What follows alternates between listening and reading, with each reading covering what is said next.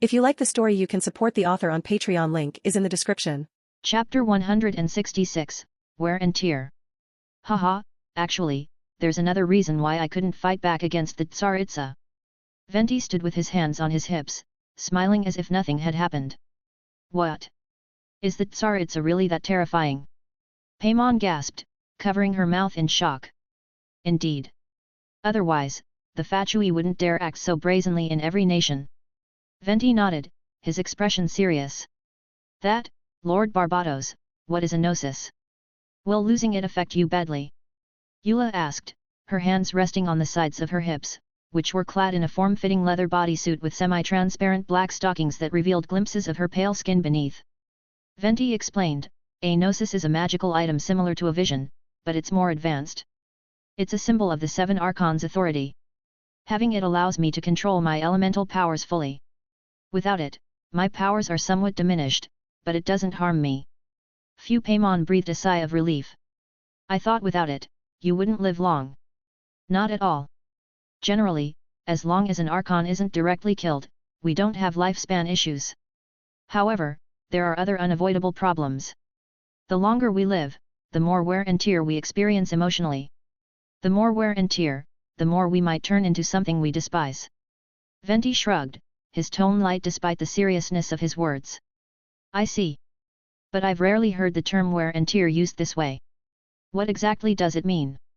Lumen asked, crossing her arms and looking slightly puzzled. Well, over time or through experiencing sorrowful events, our mindset and perception can change in ways we might not even notice. I might end up like Dvalin, causing storms and becoming a god who hates humanity, Venti said with a hint of exaggeration.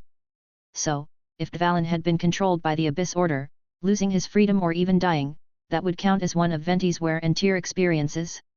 Nolan pondered. Given Venti's bond with Dvalin, any harm to the dragon would surely sadden him deeply. What? You want to destroy the world, you bard? Paimon shrieked, hiding behind Lumen. Haha, it seems I've scared little Paimon. But don't worry. As long as I live freely and happily, wear and tear will be a very slow process. The green-clad bard laughed, his demeanor carefree. If wear and tear is so bad, is there any way to avoid it? Nolan asked curiously. Theoretically, as long as one is alive, wear and tear will happen. To avoid it, a long period of sleep is a good method. Venti thought for a moment and suggested a common solution among gods. After all, sleeping would prevent them from experiencing events that could lead to severe wear and tear. Thus, the remaining wear and tear caused by the passage of time can be mostly disregarded. What kind of solution is that? Paimon was a bit speechless. Long periods of sleep were practically like temporary death, a complete waste of time without any benefit. It only prolonged the inevitable wear and tear. This method is actually quite effective. Take the neighboring nation of Liu, for example. The Geo-Archon there frequently uses this method to avoid wear and tear. Though he governs the nation, he only appears once a year during the Rite of Dissension to guide the development for the upcoming year. He is recognized among the gods as the one who has lived the longest and knows the most. Traveler, if you want to find out who took your brother, the Geo-Archon might have seen them. Venti had wanted to tell Lumen about this earlier but had been interrupted by the sudden attack from the Fatui Harbinger. He only appears once a year. When can we see him? Paimon exclaimed in surprise. In about 2 months. It will take you a little over a month to get there, so if you don't want to miss him, you should set off soon. Venti thought for a moment before smiling and suggesting. All right, we'll prepare to leave as soon as possible. The gentle breeze ruffled Lumen's golden hair as she nodded in agreement. Not long after, Kea, the cavalry captain, arrived with a squad of knights of Favonius. I heard from the nuns that there was a fierce battle here. Can you tell us what happened? Kea asked, a smile playing on his dark-skinned face. Kea, it's you. A Fatui Harbinger attacked us just now but has already fled. Eula briefly explained the events that had transpired. Oh, a Fatui Harbinger's attack? This is a serious diplomatic issue, Kea said, his expression uncharacteristically stern. Due to the Abyss Order's rampant activities on Teyvat, Snezhnia and the other 6 nations had formed diplomatic alliances to jointly resist the invasion of the abyssal monsters. The fact that a Fatui harbinger attacked the Inmo Archon in such a brazen manner was not something that could be easily overlooked. This incident could severely strain the diplomatic alliance, increasing the pressure on Mondstadt to fend off the abyssal monsters on its own. Although the Fatui were domineering, they still served a purpose in Mondstadt, otherwise, they would have been expelled long ago. However, the Inmo Archon was the faith of Mondstadt, and regardless of the consequences, the Knights of Favonius had to demand an explanation from the Fatui. Seeing the dangerous glint in the cavalry captain's eyes, Venti quickly tried to defuse the situation. Kaya, there's no need to provoke them. Honestly, I don't mind. Lord Barbatos, we can't just let this slide. Otherwise, everyone will think that the Knights of Favonius are cowards, Kaya replied, spreading his hands in a gesture of helplessness. In the game's storyline, the Knights of Favonius had no significant reaction to the Inmo Archon losing his Gnosis, likely because the lady had taken it and left without being seen by the knights, leaving no evidence behind. But now, with the reconnaissance captain personally fighting her and numerous nuns as witnesses, the situation was different. Even though they didn't know Venti was the Inmo Archon, the extent of the damage meant the Fatui had to be held accountable. Alright, but no matter what happens, we can't let Mondstadt go to war with Snezhnaya, Venti said, lowering his hands in resignation. He understood the vast difference in power between Mondstadt and Snezhnaya. If it came to war, Mondstadt would likely lose, and maintaining the peace of recent years was no small feat. He couldn't let everyone be dragged into conflict. Of course, the gods knew each other well, and there was no real animosity between their nations. A major conflict was unlikely to occur. Understood, Kaya acknowledged.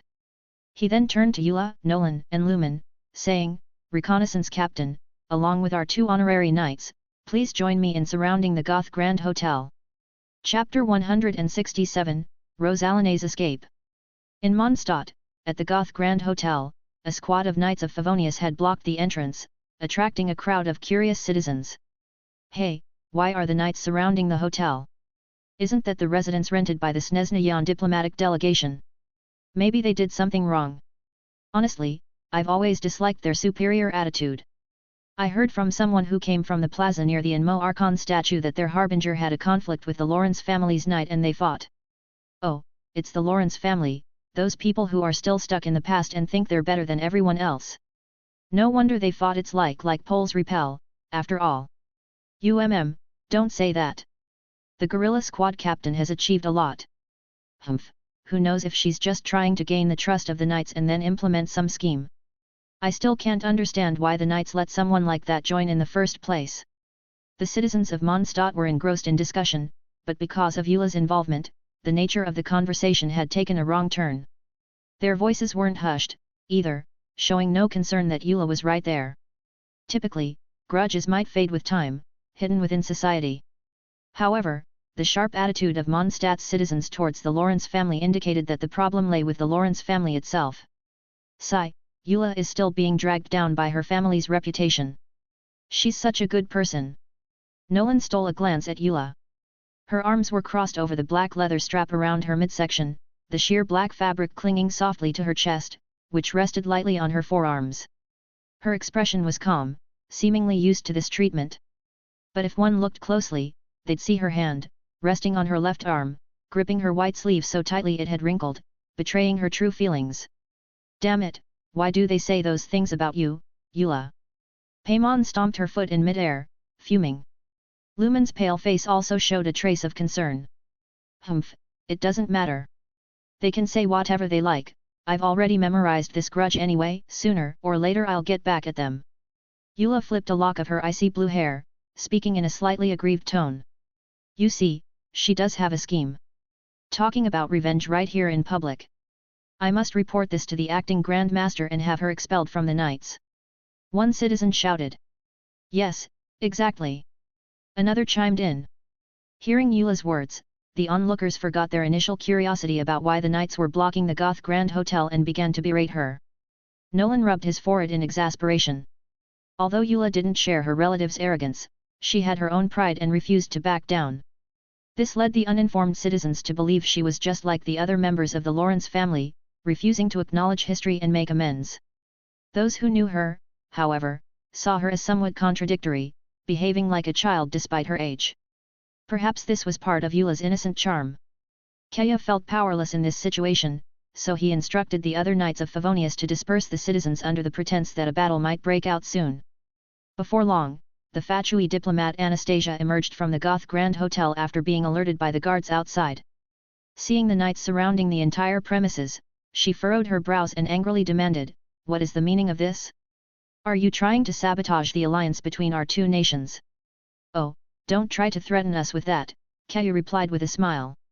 "This morning, a Fatui harbinger attacked the Knights of Favonius in Mondstadt Cathedral and stole something from one of our citizens. We need her to come out and assist with our investigation." Kaya chose not to reveal that what was stolen belonged to the Inmo Archon, fearing it would cause an uproar among the citizens. "Exactly. Fatui, your deeds have been exposed. Hand over that woman immediately!" Paimon shouted, pointing at the masked diplomat. "Our Lady left Mondstadt and returned to Snezhnaya yesterday. There's no way she could have been at the cathedral attacking your knights." "Are you kidding me?" Anastasia retorted arrogantly. "Is she really unaware or just pretending?" Nolan wondered, rubbing his chin. "Hey, we all saw it. There's no point in denying it." Paimon stood with her hands on her hips, glaring at Anastasia. "Humph, regardless, Our Lady departed yesterday. If you have questions, take them up with her directly. We Fatui do not accept baseless accusations." Anastasia responded firmly. Kaya frowned at Anastasia's words, not believing the Fatui's claims. Yet, since they weren't directly involved and were part of a diplomatic mission, he couldn't arrest them without cause. "Everyone, follow me inside to search the hotel. Captain Eula and honorary knights, stay here to prevent any Fatui personnel from escaping or causing trouble." "Understood," Nolan nodded. Given the situation, it was clear that the lady had likely left Mondstadt. The knight's search was more for show than anything else. At most, they could issue a warrant for her arrest and continue diplomatic wrangling with Snezhnaya.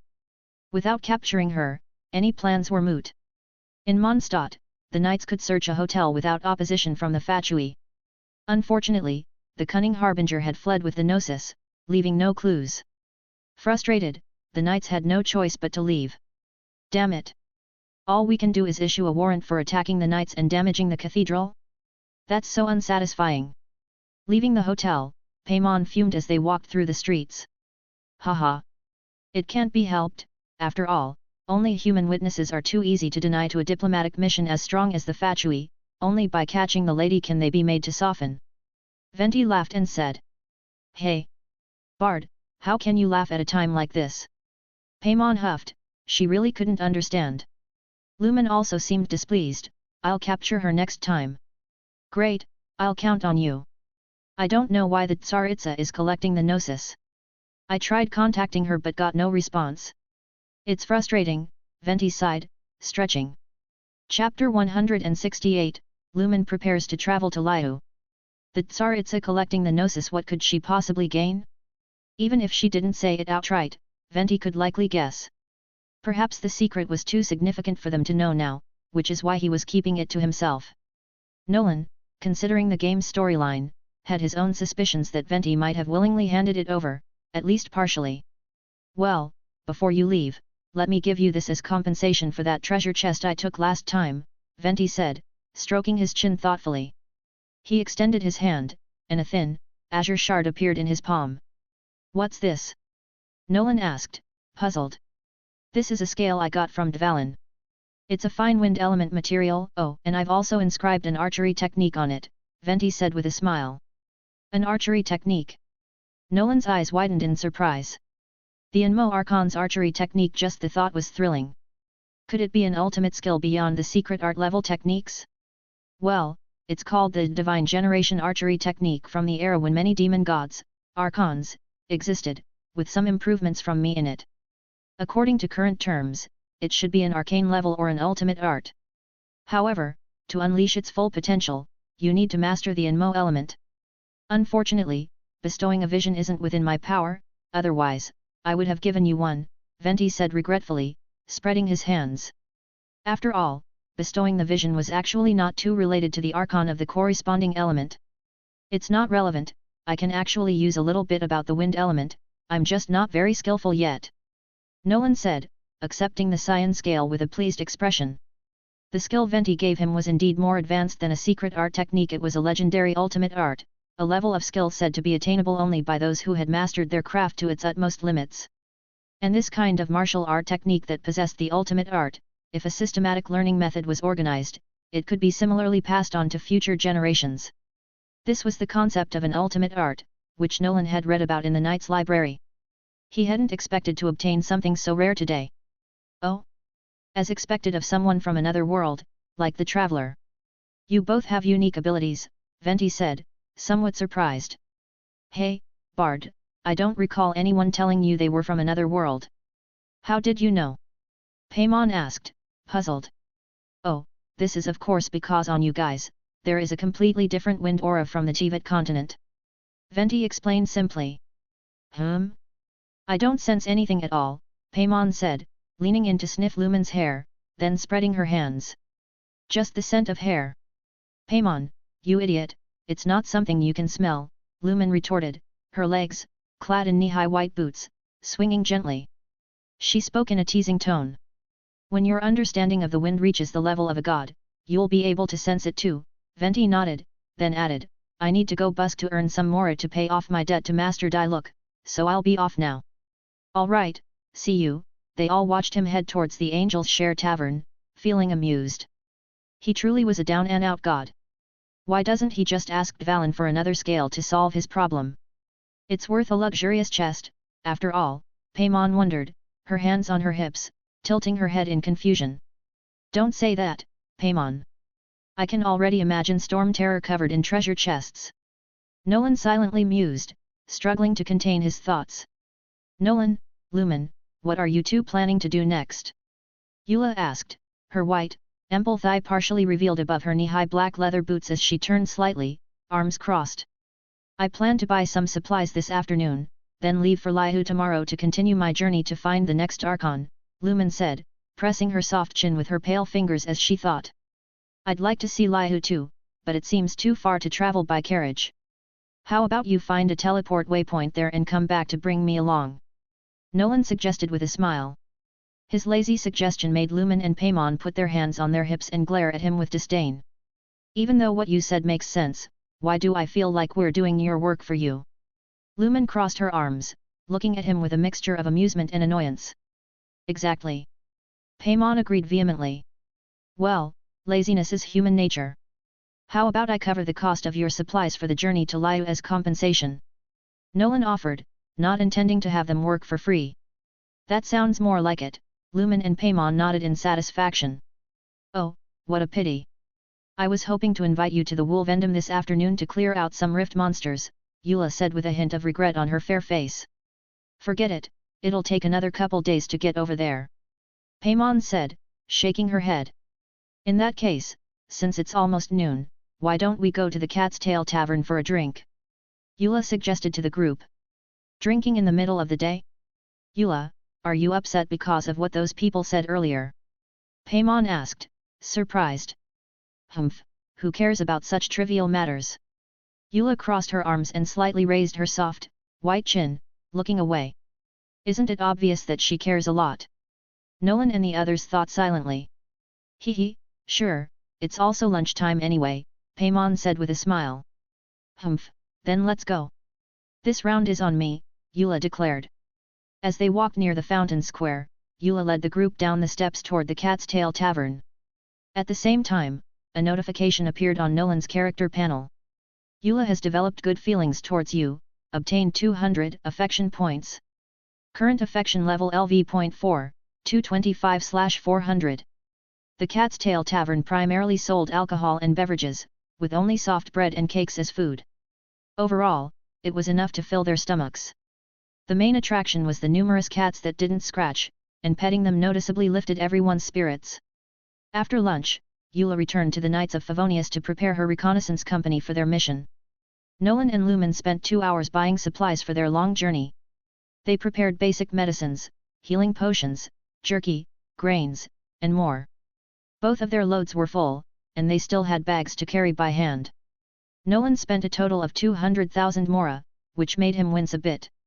Back at home, while Lumen and Paimon packed their things, Nolan went to the Adventurers Guild to ask Catherine where Fiscal was. After all, if Venti offered an archery skill and Dvalin's scale as compensation for a luxurious chest, then Fiskal deserved a share too. Naturally, he had to inform her. Chapter 169, Stupid Attendant. At the Adventurers Guild. Miss Catherine, as usual, was dressed in her maid-like uniform, her face adorned with a gentle smile as she greeted each adventurer who came to accept or submit commissions. Ad Astra Abyssosk. Welcome to the Adventurers Guild. Catherine greeted Nolan with the well-rehearsed line she had repeated countless times. I happen to have a rather challenging commission that was posted a few days ago. Would you be interested? Before Nolan could speak, Catherine continued. A rather challenging commission? Nolan asked, a hint of curiosity on his face. Yes, here's the situation, Catherine nodded and went on to explain. Dr. Livingstone is a very determined adventurer who has spent a long time in Dodapa Gorge, studying the Forgotten Sword Cemetery in the center of the shallow lake. She recently seems to have discovered a method to lift the seal but needs help dealing with the numerous monsters in Dodapa Gorge. Therefore, she returned to post a commission, hoping to find a skilled companion to assist in clearing out the monsters. Forgotten Sword Cemetery. Nolan seemed to remember something about this. It supposedly had a luxurious chest that could yield a two-handed sword billet or something similar. He pondered for a moment. Lumen and Paymon's journey to Laya would take considerable time. In the meantime, he should take on commissions to earn Mora and gain Adventure EXP. Moreover, obtaining a two-handed sword billet could allow him to forge a 4-star weapon. After all, his swordsmanship was adept with both two-handed and one-handed swords. So Nolan nodded his head and agreed, saying that there was no problem. Great, thank you so much. I've asked many adventurers about this commission earlier, and they were all reluctant when they heard that they had to go to Dodapa Gorge to deal with those monsters. Catherine said, visibly relieved with a smile. It would look bad for the guild if they couldn't find a suitable adventurer for the commission. Catherine has developed good feelings towards you, obtained 250 affection points. Current affection level LV.4, 20/400. Dr. Livingstone should be around there for the next couple of days. Just head over when you have the time, Catherine added with a slight bow. No need to be polite, after all, taking commissions is what adventurers do. Nolan replied with a smile, then got to the point of his visit. By the way, Miss Catherine, do you know where Fiskal is right now? Oh, are you looking to ask Fiskal out on a date? Catherine teased, covering her mouth with her fair hand and giving him a playful look. If she has the time, I wouldn't mind, but I'm actually here to give her something, Nolan said, scratching his head. Haha, I see, Catherine chuckled. Fiskal is out on an investigation mission in the wild this morning. If you want to see her, you might have to wait here for a while. Out on a mission, hey? That's fine, I don't have any plans for the afternoon, Nolan said thoughtfully. Entering the reception area of the Adventurers Guild through a side door, Nolan took a seat to rest for a while, engaging in some light conversation with Catherine. As the clock approached 5 p.m., Fiskal, dressed in her dark purple short dress, and her raven, Ounce, approached the Adventurers Guild from the city gate. Miss Catherine, we successfully completed the investigation mission, Ounce announced as he flew over. Thank you for your hard work. Catherine responded with a smile and a nod. Humph, investigating ley line anomalies is a simple task, Fiskal declared haughtily, crossing her arms over her black fishnet bodysuit and slightly raising her chin. Hey there, Princess, Ounce, Nolan greeted them as he emerged from the reception area. Oh, it's you, Sir Nolan, Night Raven Ounce remarked with some surprise. Foolish attendant, what are you doing here? Fiskal's bright green eyes fixed on him before she huffed and looked away, still clearly upset about the last time Nolan had stolen a kiss from her when she wasn't paying attention. Last time, when we went on that adventure with Ellen and found a luxurious chest, we were tricked by that bard. Today, he gave me a powerful archery technique as compensation, so I came to share it with you, Nolan explained with a smile. In truth, he was just using this as an excuse to spend time with her. The archery technique could be given at any time, there was no real need to wait so long. Humph, what archery technique can compare to the sin-piercing arrow that this princessin can give to all living beings in the world to break their sins? Fiskal arched her attractive eyebrows, intrigued by an archery technique praised by Nolan, a master archer, though her words revealed a different attitude. This is an ultimate arcane-level archery technique inscribed on a Dvalin scale.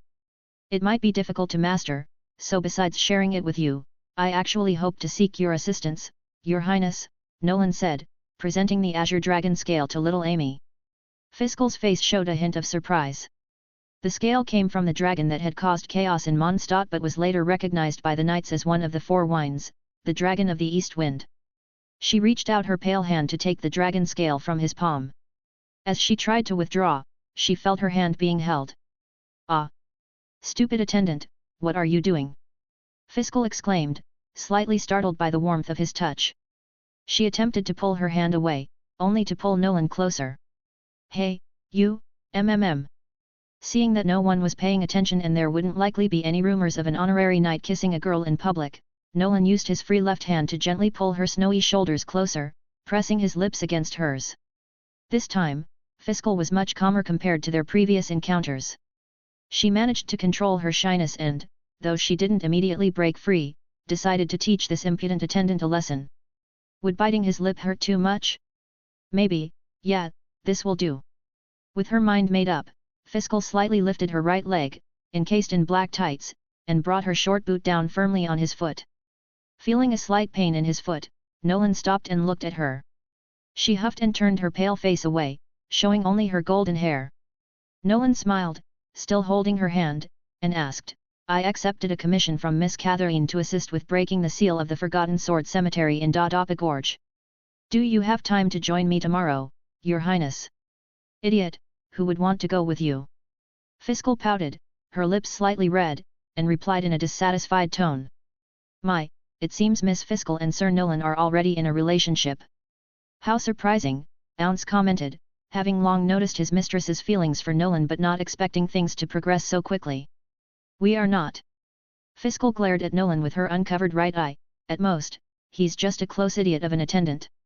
Hee hee. Little Fiscal is adorable, Catherine chuckled softly. Chapter 170, Departure. Valberry Street, a small independent yard. Nolan pushed open the iron gate of the yard. The weeds in the garden, which Amber had burned once before, had slowly started growing back again. It wasn't much of an issue in good weather, but if it rained and the ground got wet, the mud would stick to his shoes and get tracked into the house. Compared to a grassy yard, he much preferred paving the ground with stone slabs or bricks. At least it looked much cleaner. The next time I see Eula, I should suggest paving the front yard with stone slabs. The backyard can be left as it is since it's easier to avoid during rain. Keeping some plants around would make the place more pleasant to look at, too. It's definitely not because I don't want to spend too much more. Nolan thought silently. Regarding tomorrow's commission, Fiscal had just finished an investigation mission, so she had some free time. In the end, she agreed to join Nolan on the adventure.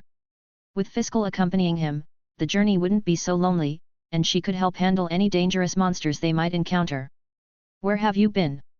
If you didn't come back soon, Traveler and I were going to eat without you. Paimon flew out of the house, hands on her hips, looking at him. I went to find Fiscal and invited her to join us for tomorrow's adventure, so it took a little time, Nolan said, scratching his head. As they walked into the house, Paimon asked curiously, what kind of commission is it? Is it difficult? Not really.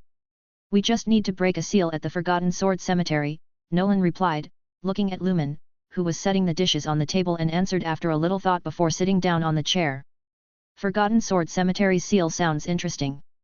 It's a shame I'm heading to Liyue tomorrow, so I can't join you, Lumen said, having overheard their conversation. That's not a problem. Venti said the rite of dissension in Liyue is still 2 months away. Even if you go a bit later, you won't miss seeing the Geo Archon, Nolan said, secretly thinking that as long as they went to Wangsheng Funeral Parlor, they could find him anytime.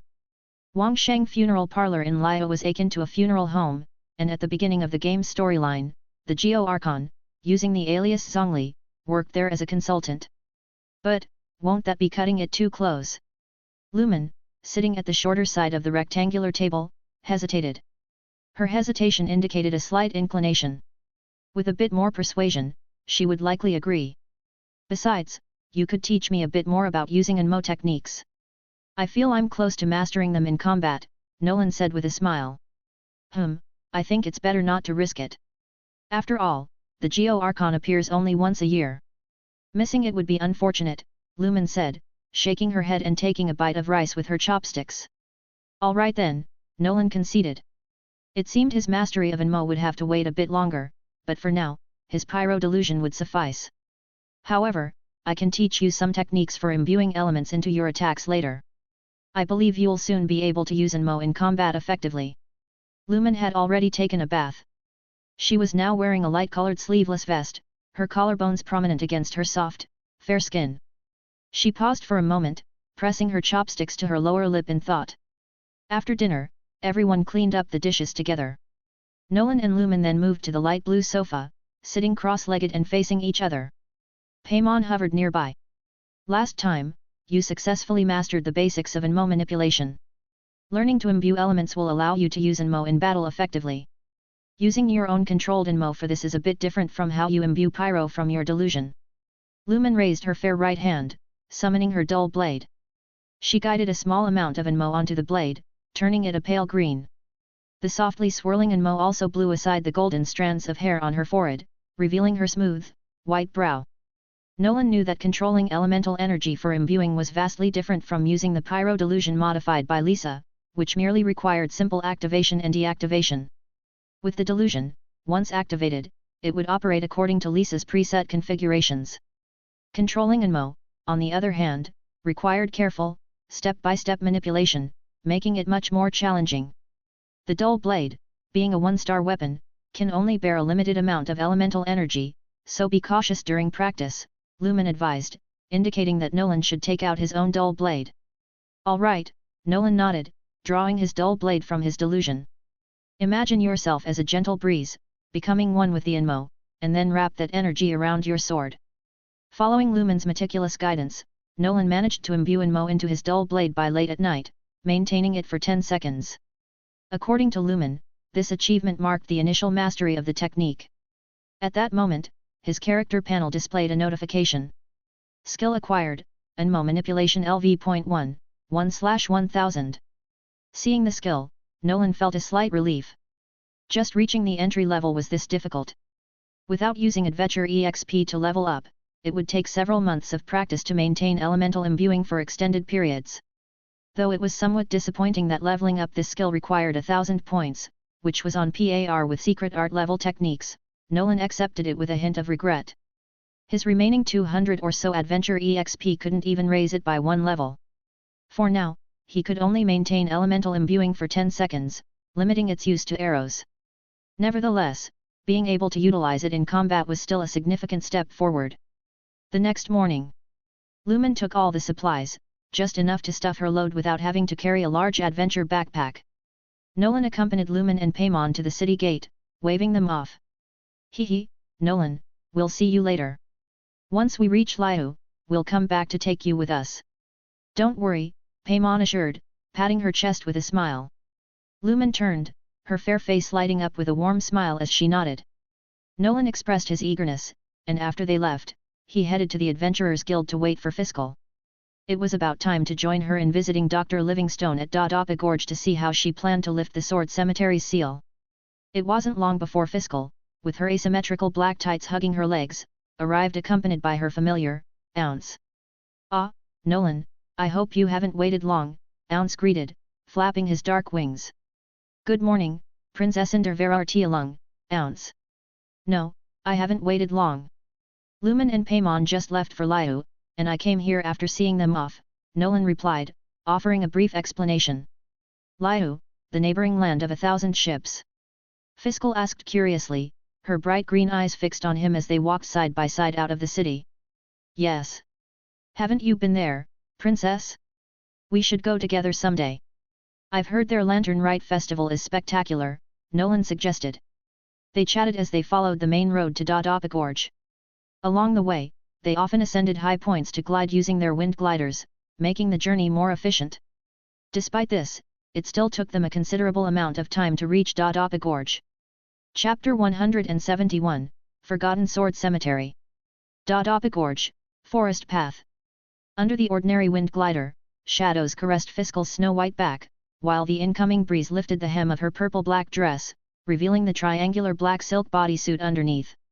One leg was clad in semi-transparent black tights, while the other wore an over-the-knee garter stocking, revealing a glimpse of her pale thigh. This subtle asymmetry surprisingly complemented Fiscal's striking appearance and unique personality. Balancing herself, she gently landed on the muddy ground, retracting her wind glider. Nolan followed suit.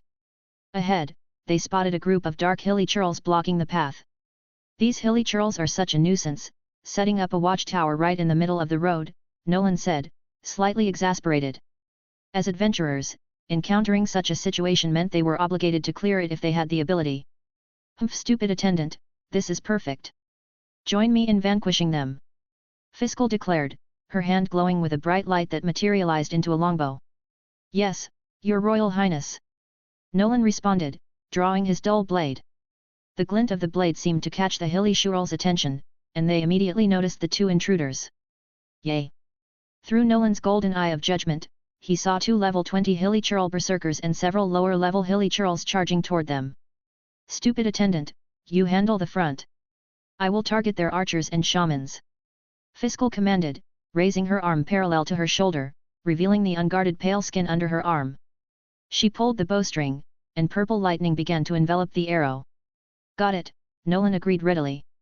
He also had the exact same intention. Intense flames wrapped around his blade. With a powerful leap, his sturdy adventurer boots broke the air barrier, swiftly maneuvering between the trees. The next moment, the reflective sword tip sliced through the neck of a hilly churl berserker. Blood spurted out as the hilly churl berserker, propelled by its remaining momentum, stumbled forward a few steps before collapsing. Asterisk defeated a powerful enemy, obtained 433 Adventure Express. Asterisk.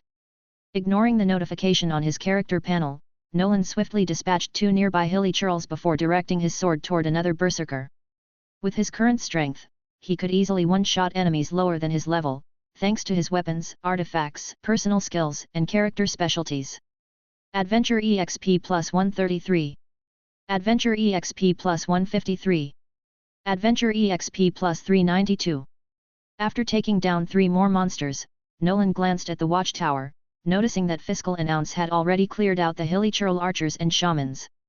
The bodies had precise, lightning-imbued arrows embedded in their foreheads, including one hidden in the bushes. When did your archery become this accurate? Nolan asked in surprise, looking at Fiscal.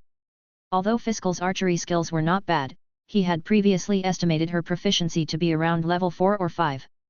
Now, from such a distance, to hit so many hilly churls in the forehead and penetrate their bone masks, this must be around level 7 or 8 in proficiency. Improvement this rapid, could it be that you're cheating too? Nolan thought with a slight smile. Humph. The princess has always been like this. Fiscal put away her bow, raising her fair chin slightly with a look of pride. In fact, Miss Fiscal practiced the archery technique recorded on the Dvalin scale all night and learned some useful skills, Ounce said, having just finished off the last hilly churl and flying back to the blonde girl's side with a flutter of his dark wings. Ounce, you talk too much. Fiscal placed her hands on her hips, her fingers pressing against the slight translucence of her pale skin showing through the black stockings on her abdomen, expressing her annoyance. What? Nolan's face showed surprise. You learned an arcane-level archery technique that quickly. For the Princess Inder Verartilung of the Imernachtriak, no knowledge is beyond grasp. With a mere glance, Fiscal replied, her lips forming a soft arc. As expected of the princess, Nolan said with a smile. Of course, Fiscal couldn't have mastered it with just a glance. The secret likely lay within that scale. Nolan then destroyed the watchtower the hilly churls had built in the middle of the path, collecting the dropped materials, primarily their bone masks. He had to admit, the hilly churls were indeed quite ugly beneath those masks, no wonder they wore them. No wonder even they themselves disliked it. After clearing up, the two continued onward. It wasn't long before they reached the shallow lake, or rather, the shallow swamp at the heart of Dadapa Gorge. On their way, they had spotted it from afar while flying with their wind gliders. Meanwhile, Nolan had taken back the Dvalin scale from Amy and studied it. He discovered that the archery technique recorded by Venti on the dragon scale was actually a form of memory transfer. It was easily imprinted in one's mind, which explained how Fiscal managed to grasp the basics overnight and incorporate the techniques into her archery. The fundamental parts of this archery technique are manageable, but the advanced sections involve wind elemental power, which doesn't suit Miss Fiscal very well. Therefore, she couldn't practice it to a high level, Ounce explained. He had watched over Fiscal's training the previous night and thus knew a bit about this divine generation archery. Even without mastering the higher levels, the basics alone were beneficial for Fiscal, given that it was an arcane-level technique. Nolan, relying on his mastery of several max-level ordinary archery skills as base, managed to grasp the basics as well, likely quicker than Amy. Skill acquired, Divine Generation Archery Arcane Level LV.1, 1/5000. Holy crap, a skill that requires 5000 Adventure EXP to level up. When will I ever max this out? With that many Adventure EXP, I could raise my overall level significantly, he thought. They trudged along the dirt path, their shoes caked in yellowish mud. During Nolan's practice, they had unknowingly reached the shallow water area at the heart of Dodapa Gorge, where a semi-transparent energy shield sealed the sword cemetery. A woman with long black hair and half-rimmed glasses was pacing back and forth there, looking rather troubled. Why haven't they arrived yet? Dr. Livingstone muttered to herself, her curved forefinger pressed against her chin. Even as the two approached, she seemed lost in her own world, oblivious to their presence. Finally, Nolan spoke up, breaking the silence. Hello, are you Dr. Livingstone? Oh, hello there. Sorry, I was a bit distracted. Yes, I'm Livingstone. And you are? She adjusted her glasses, looking at the young man and woman with a hint of confusion. We're here to help with the sealed sword cemetery, Nolan explained. Ah, wonderful. Thank you for coming, Dr. Livingstone said, her face lighting up with relief. As they prepared to tackle the task at hand, Nolan couldn't help but think about the journey ahead and the challenges they would face together.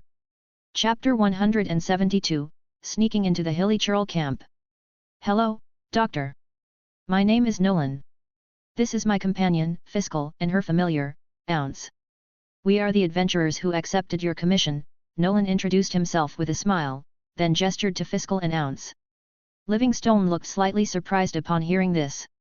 If she remembered correctly, one of the newly announced honorary knights by the Knights of Favonius was named Nolan. Moreover, he resembled the portrait she had seen, bearing the distinct features of someone from Liu. So, it's you, honorary knight. I heard you played a part in driving off the Storm Terror. Your abilities must be exceptional. It seems I might finally succeed in unsealing the sword cemetery with your help, Livingstone said excitedly. You are too kind. Whether we can assist you remains to be seen. First, tell us your plan, Nolan replied thoughtfully. The golden sunlight reflected off the shimmering water, casting mirror-like reflections of their silhouettes. Livingstone nodded vigorously. This place was once an ancient battlefield. The triple elemental seal was set up to protect the artifacts within the sword cemetery from being tainted by monsters. After extensive research, I've identified the key nodes maintaining the seal by tracing the elemental flow. If we can activate the elemental monoliths at these 3 key points, the seal will dissipate. The water reflected the profile of the blonde girl, her right leg encased in black silk stockings, adding a blurred background filter to the scene. Fiscal lifted her fair face slightly and parted her lips to speak. Oh? Lighting up the elemental monoliths sounds simple enough. Quickly, tell this princess where they are, and we shall set off immediately. It's not that straightforward, Miss Fiscal. Dr. Livingstone said, brushing a lock of hair that was level with her brows. She shook her head and continued, activating the monoliths is not difficult in itself. The challenge is that they are located within 3 nearby Hilly Churl tribes. To get to the monoliths, we must either avoid detection by the Hilly Churls or defeat them all. Regrettably, despite my intellect rivaling the stars and my courage to brave the abyss, I lack the strength to defeat the Hilly Churls myself. So, that's why you had to issue a commission through the Adventurers Guild. If you had the strength to defeat them, would you be planning to solo the abyss next? Nolan thought, somewhat amused. Nolan silently complained in his heart. I've tried sneaking into those Hilly Churl camps several times, but I always got caught. Luckily, my skills as an adventurer include a knack for escaping, Livingstone said. The elemental monoliths are located in the northern Meaty Tribes Arena, the southern Sleeper Tribes Pool, and the eastern Black Sun, Eclipse, Tribes Camp Center. I'll leave them to you too. Livingstone detailed the information she had gathered. Fiscal crossed her arms confidently and said, of course, there's no problem, leave these matters to this princess. Given the current time, you should head to the closest one, the Southern Sleeper Tribe, Livingstone suggested. Once night falls, they'll be fast asleep. Even the hilly churls on watch will be drowsy, making it much easier to sneak in. That makes sense, Nolan agreed with a nod. A hilly churl tribe has at least dozens, if not hundreds, of monsters, some of which are quite powerful. A frontal assault was out of the question. As night descended, the sky filled with a tapestry of stars. The trio gathered on the flat ground outside the Sword Cemetery's energy shield, lighting a campfire with the wood they had collected. They hung a pot over the fire using a triangular wooden frame, and the aroma of mushroom and wild boar stew wafted from the pot. Fiscal sat with her knees slightly bent and her legs together on a log, her soft bottom clad in a triangular bodysuit, partially hidden by her black silk stockings. She held a bowl of steaming soup noodles, blowing gently on the surface. Nolan sat beside her, having already finished his meal. He placed his bowl and chopsticks down and looked up at the starry sky. By now, do you think those sleeper tribe hilly churls have fallen asleep? Can we sneak in yet? He wondered aloud. He could use his concealment form skill to sneak in at any moment. However, activating the elemental monolith might disrupt his invisibility due to the elemental energy involved, making retreat risky. So it was best to save it for later use. Fiscal sipped her soup thoughtfully before responding. We should give it a bit more time to ensure they're fully asleep. The quieter we are, the better our chances of success. Ounce, perched nearby, added, the princessin is right. Patience will be our ally tonight. The sky is completely dark now. We should be able to go soon, but to be safe, let's wait a bit longer, Livingstone suggested, glancing upwards. Agreed. We've just finished dinner anyway, so a short rest won't hurt, Nolan concurred with a nod. After everyone had eaten their fill and rested for a while, Dr. Livingstone stayed behind to guard the camp while Nolan and Fiscal headed toward the sleeper tribe's camp. A short while later, the two of them crouched outside the wooden palisade of the sleeper tribe's camp. They observed the nearby watchtowers and saw that the hilly churls were indeed dozing off. Some were even slumped over, fast asleep. Their tribe's name certainly wasn't misleading. The whole camp seems to be asleep, and Ounce has spotted the electro-monolith near the pool, Fiscal remarked, sharing her vision with Ounce. Idiot attendant, this princess believes we can head straight to the Black Sun tribe in the east. Let Ounce handle the monolith here, she declared. That it happens to be an electro-monolith is convenient. We don't need to intervene, Nolan agreed with a slight nod. Since the sleeper tribe's monolith was an electro-monolith, Ounce could easily activate it from a distance as they moved away. Even if the hilly churls were awakened, they wouldn't be able to attack Ounce in the sky. The Black Sun tribe's camp wasn't too far from their current position. They could climb the mountain wall to their left and walk a bit further. If they managed to light up two monoliths tonight, they'd only have the meaty tribe left for tomorrow, greatly increasing their efficiency. Although the Black Sun tribe's hilly churls were more alert at night compared to the sleepy tribe, they had been significantly weakened recently when Lisa had cleared out a large number of them during the retrieval of the dragon tears. It hadn't been long enough for them to fully recover their strength, though they still needed to be cautious of the abyss mage who had escaped last time. Who knows if it has returned? With its strength, if Nolan and the others get close to the Black Sun tribe camp, they will soon be discovered, which will be very dangerous. Nolan considered the situation and said, we can head toward the Black Sun tribe but shouldn't get too close. Last time, I encountered a powerful abyss mage there. To be safe, let's have Ounce scout ahead to see if it's still around. Chapter 173, Cooperative Illumination. Windrise Mountainside, Dodapa Gorge. After agreeing on their plan, the two adventurers moved stealthily to avoid alerting the hilly churls. They crept towards the mountain wall on the left, preparing to climb. Though steep, the wall was dotted with numerous footholds, making the ascent manageable. Idiot attendant, I'll go up first and pull you up after, Fiscal whispered, nudging Nolan with her elbow. All right. Nolan nodded in agreement. They were too close to the hilly churl camp and had to avoid making any noise that could wake the monsters. Fiscal placed her black high-heeled boots on a protruding rock and pushed herself up, grabbing onto another ledge above. She quickly found another foothold with her other foot. If one considered the mountain wall as a floor, Fiscal was now in a position akin to crawling, her body supported by all four limbs. Her black stockings-clad legs, from the hem of her skirt to her well-shaped calves, appeared graceful and smooth in the dim light. She began to climb silently, while Nolan positioned himself beneath her, ready to catch her in case she slipped, to prevent any noise that might alert the hilly churl archers nearby. Fortunately, such accidents were rare for experienced adventurers. Fiscal soon reached the top without incident. Now it was Nolan's turn. As he neared the top, Fiscal extended her pale hand towards him. There was no hesitation. Nolan held her hand and was easily lifted up. However, Fiscal's overexertion caused her to stumble backward, landing on the grassy ground. The sharp grass blades tickled the backs of her thighs. Simultaneously, Nolan, still holding her hand, was pulled forward, falling directly on top of her. Silently, the young adventurer found himself lying atop the golden-haired girl. Fiscal's black semi-transparent stockings hugged her legs as she instinctively bent them, her thighs pressing together. This subtle movement signaled Nolan to quickly get off her. He noticed a slight blush on Fiscal's fair face, her bright green eyes darting awkwardly to the side. Nolan leaned down slightly and gently brushed his lips against the corner of her mouth. Then he pushed himself off the ground, stood up, and extended a hand to help Amy up. "Humph, you insufferable fool attendant." Fiscal pouted slightly and glared at him. Considering the nearby monsters, she voiced her dissatisfaction in a whisper.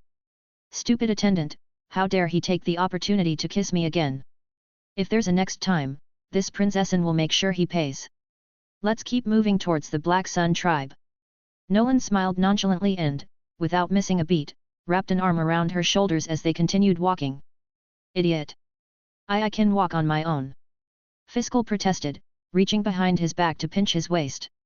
Despite her words, she didn't pull away. She was somewhat used to Nolan's occasional antics by now, and she no longer felt as shy about it. After all, she often saw other couples behaving intimately. They walked for a while longer before the night raven Ounce returned. Curious, Nolan asked, "How did it go, Ounce?" "No problem at all. I dropped a lightning bolt from above and easily activated the Thunder Elemental Monument. The hilly churls were fast asleep and didn't notice a thing," Ounce replied, flapping his dark wings. "Good, that means we've successfully broken one of the seals," Nolan said, nodding slightly.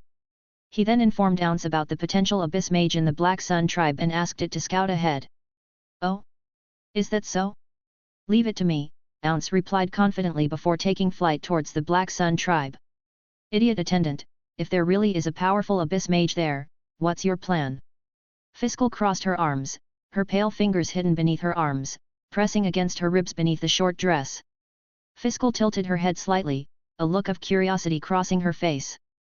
"And how do you plan to do that?" she asked. "Well..." Nolan pondered for a moment before replying, "Just like before when I borrowed your bow and arrows. You can use Ounce's shared vision to aim, and I'll use my archery skills to shoot the arrow from a great distance to activate the elemental monument." This plan was feasible. Previously, they had paymonicized them in a similar manner, but with Fiscal and Ounce's shared vision ability, it would be much more efficient. The only requirement was that the monument in the Black Sun tribe must be either water, fire, wind, or lightning. Otherwise, they wouldn't be able to imbue the arrows with the necessary elemental power. Although he had definitely completed this quest when he was playing the game, it had been so much time had passed that he had long forgotten what the element of that elemental monument was. After a short while, the blonde girl beside him suddenly stopped in her tracks. "What's wrong?" Nolan asked. "Ounce has come above the Black Sun tribe's camp, and it's spotted the Abyss Mage patrolling the area." Even at night, Ounce's vision was sharp, and through its eyes, Fiscal could see the camp clearly. The Ice Abyss Mage that had escaped from Lisa had indeed returned, confirming that they would have to execute the long-distance shooting plan. Nolan nodded and continued, "Did you see the elemental monument in the camp center?" "What element is it?" "Of course, this princess has seen it. It's a fire elemental monument," Fiscal replied, her green eyes blinking as she felt relieved, knowing that Nolan could use fire elemental power. "That's excellent. Can you estimate how far we are from the elemental monument?" Nolan asked, his eyes brightening with excitement. Fiscal pressed her white finger against her lower lip and thought for a moment. "According to this princess's calculations based on Ounce's flight speed as well as the time it took, we are at least 700 meters away from there." 700 meters is a bit far. This distance was a bit of a stretch even with Fiscal's 4-star stringless and his arrow of world's descent that could instantly cross 300 meters of space. In the end, the two of them came to a position about 500 meters away from the elemental monument. Fiscal took out her own longbow and strung an arrow on it, aiming it at a long distance through Ounce. With her current archery skills, hitting a stationary target was almost guaranteed. Nolan positioned himself behind her, their hands intertwining as they held the bow and arrow together. He infused the arrow with the fire elemental power from his delusion. Fiskal made a few final adjustments to her aim. She then moistened her dry lips with her pink tongue and said, "It's ready." Hearing this, Nolan grabbed Fiskal's soft and snowy hand and let go of the bowstring together, thus the arrow of world's descent that the two of them collaborated to shoot instantly disappeared in front of them. Chapter 174, Two People, One Tent? 300 meters away in space. A red meteor suddenly flew out and continued to fly towards the fire elemental monument in the center of the Black Sun tribe's camp at an extremely fast speed. The Ice Abyss mage who was wandering around the camp was startled by the firelight, and thought that some terrifying fellow had come over to attack this place again. Who goes there? It looked over vigilantly, yet it only saw a fire elemental arrow that suddenly hit the elemental square monument in the center of the camp. The cold wind of the night brushed by, and a bright red light rose up at the elemental square monument. Other than that nothing else happened. Who dares to disturb this mage? The Ice Abyss mage quickly deduced the situation. Some humans were trying to light the elemental monument but lacked the strength for a direct confrontation, resorting instead to this cunning method. Realizing this, it glared towards the direction the arrow came from and vanished into thin air. Through Ounce's vision, Fiskal saw the Ice Abyss mage approaching their location. She immediately alerted Nolan. "Run!" Without waiting to confirm if the monument had been activated, Nolan scooped Fiskal into a princess carry and bolted back along their path. Thanks to his enhanced physical abilities, he could retreat with both of them more swiftly this way. "Ah!" Fiskal gasped as she was suddenly lifted, feeling the cool wind brush her hair across her face. She quickly retracted her weapon to avoid hindering Nolan's movements. The surroundings blurred as they sped past, the grass beneath their feet whipping by like fast-forwarded scenery. Everything was a haze of motion. Damn humans, where are they? The Ice Abyss mage reappeared at the spot where the fire arrow had been fired. It hovered in the air, scanning the area but saw nothing out of the ordinary. Due to the darkness, it failed to notice the two figures fleeing several hundred meters away.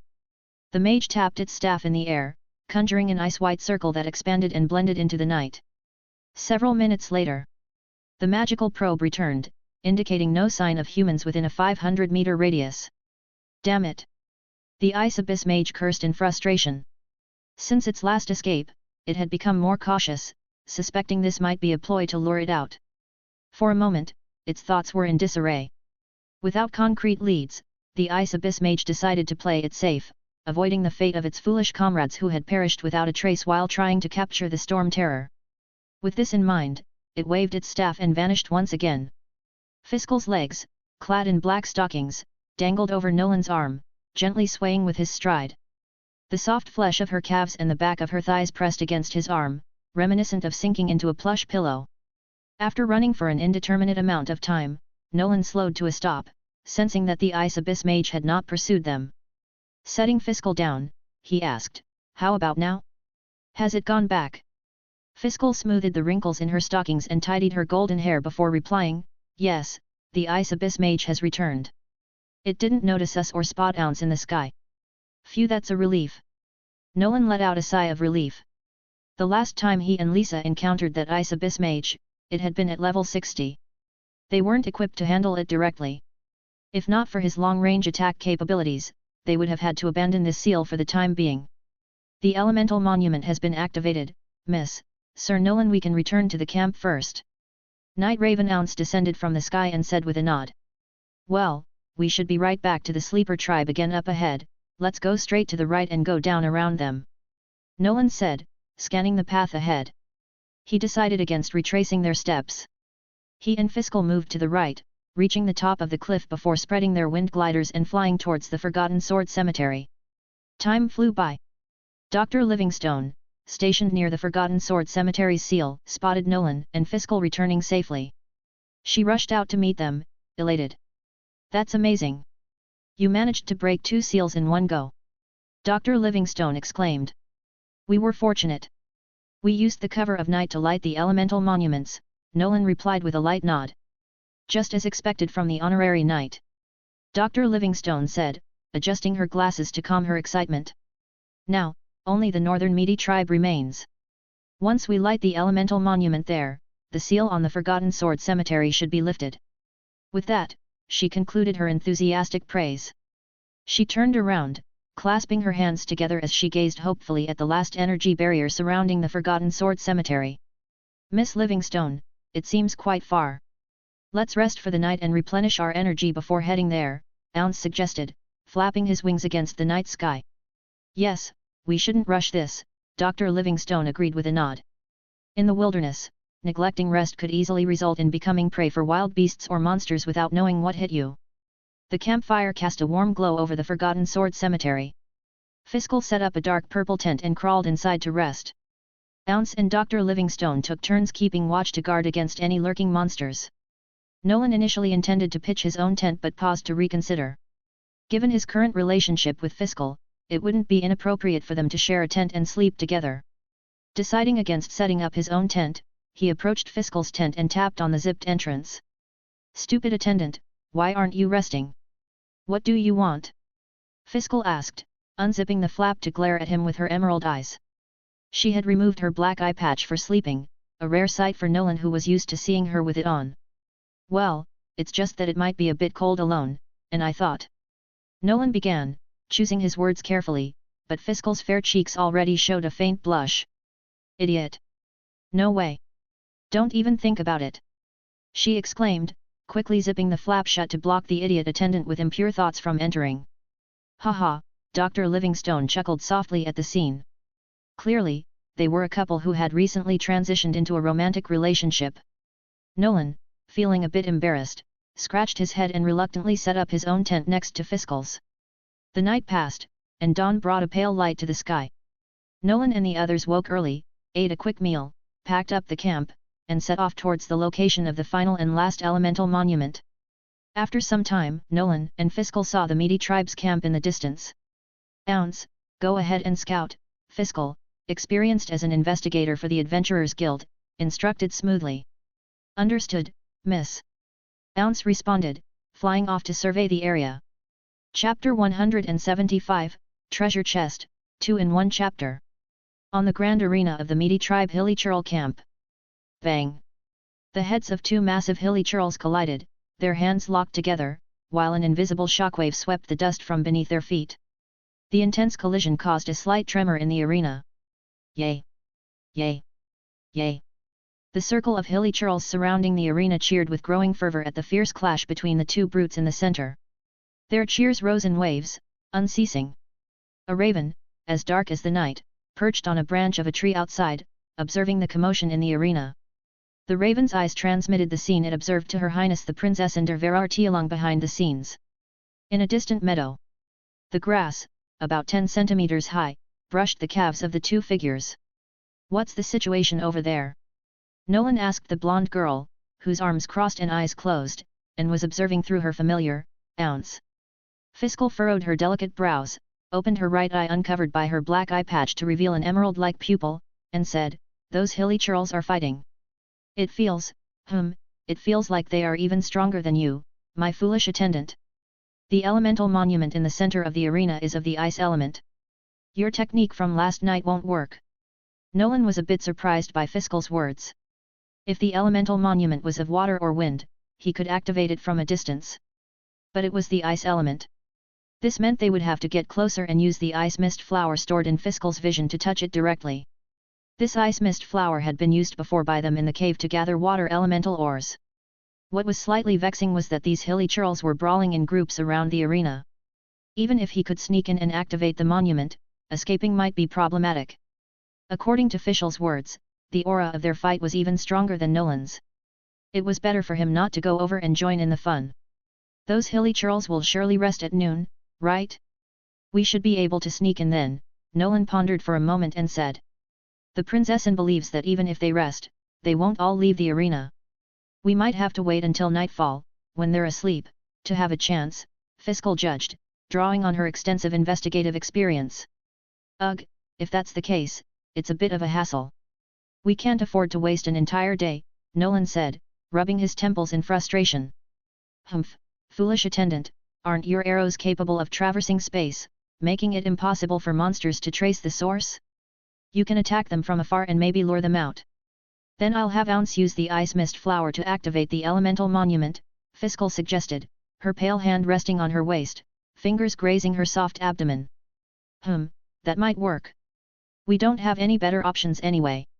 After thinking for a while, Nolan found this idea not bad. Even if it didn't work, he could still gain some adventure EXP.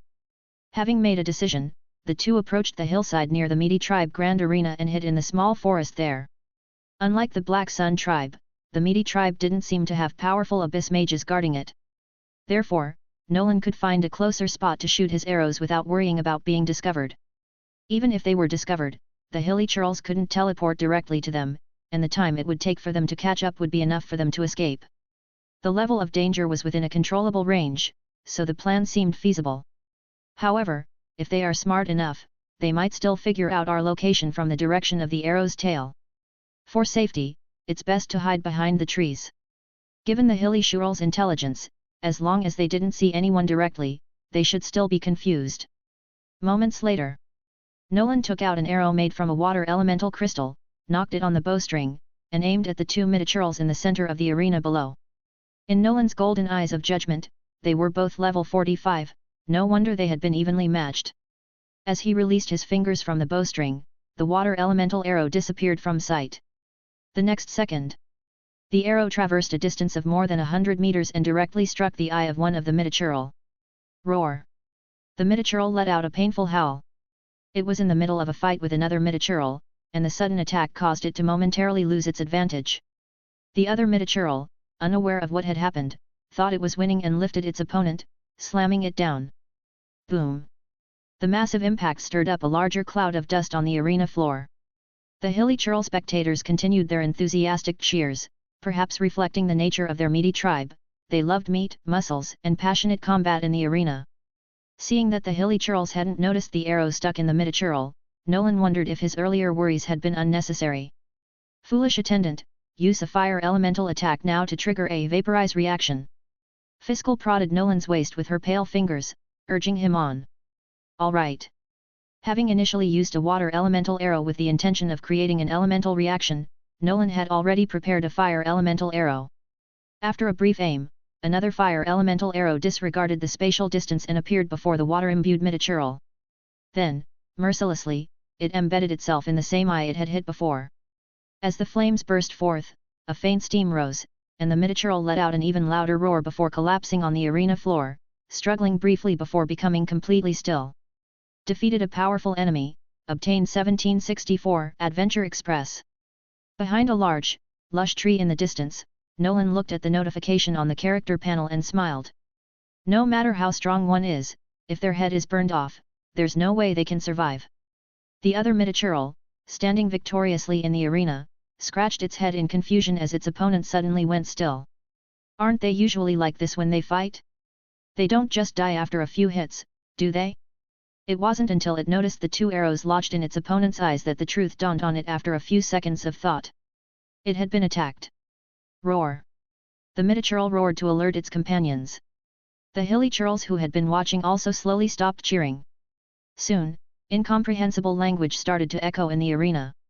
Before long, their cheers turned to anger, and they began looking around for the assailant. What a bunch of fools! Fiscal mocked with words, but she hid behind Nolan, to avoid being discovered. After all, they're not as cunning as those abyss mages. It's understandable that common monsters aren't very intelligent. Otherwise, Teyvat wouldn't be as peaceful as it is now. Nolan smiled as he spoke. In terms of strength, generally, monsters have an advantage over humans, and they are more numerous. Thankfully, their intelligence isn't high. Otherwise, there might be something like a hilly churl empire or slime dynasty on Teyvat. Seeing that the hilly churls were still in the arena and hadn't come out, Nolan prepared to fire another arrow to attack them. If a few more of them died and caused chaos, he really didn't believe these hilly churls wouldn't be scared. Thinking this, Nolan aimed his bow at the hilly churls in the corners of the arena, those who appeared less noticeable. This would delay their discovery and also allow Nolan to gain more adventure EXP. To deal with weaker, small-sized hilly churls, there was no need to use the limited water elemental arrows or the fire elemental delusion, which required time to recharge. This time, he imbued his arrow with wind elemental energy, which he controlled himself. Though he was still a bit clumsy at infusing the arrow with elemental energy, taking slightly longer and only managing 10 seconds of infusion time, it was still much better than using limited arrows. A few seconds later, a wind elemental arrow was born and quickly shot out by Nolan, hitting a hilly churl in the corner holding a crossbow. Adventure EXP plus 325. This arrow pierced through its head and pinned it to the wooden fence behind it. Silently, without attracting much attention from the other hilly churls.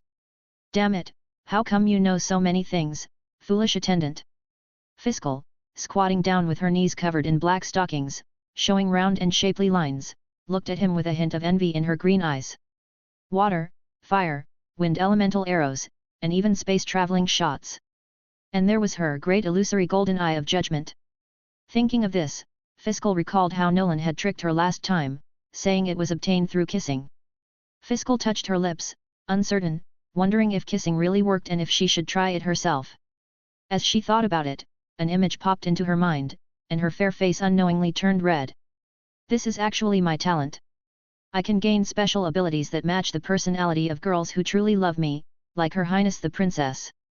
Nolan laughed as he spoke, while shooting another wind elemental arrow toward the arena, piercing through an ordinary hilly churl. Adventure EXP plus 298.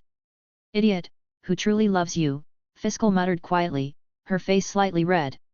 She knew she really cared about this annoying guy. She brushed a golden strand of hair behind her ear and asked, "So, foolish attendant, does that mean you'll have other girls who truly love you in the future?" Nolan was silent for a moment, but the movements of his hands did not stop, continuously firing arrows out, and one by one, the hilly churls were transformed into Adventure EXP. Adventure EXP plus 356. Adventure EXP plus 231. Adventure EXP plus 378. Not wanting to hide or deceive Fiscal, he nodded and replied. Yes, if I can gain the affection of other girls, I don't think I will refuse or disappoint their expectations. Humph, I knew it. You live with Lumen and go on commissions with her every day. You must have ulterior motives for her. Surprisingly, Fiscal didn't seem too upset by Nolan's playboy declaration. This was understandable. A affection level of 6 is already the peak of friendship, and a level 7 is essentially a more intimate lover's level. Levels 8 and 9 indicate a very stable relationship, almost unshakable, unless of course, if both parties didn't express their love. If neither party expresses their love, their relationship won't change much, with feelings hidden in their hearts. As for level 10, it signifies an unbreakable bond. A loved one being a bit fickle is still acceptable. Understanding this, Nolan felt a bit relieved. It seemed that expressing his feelings after reaching maximum affection levels with others should prevent any issues. It can't be called ulterior motives. It's just that as we spend more time together, feelings naturally grow, just like with you.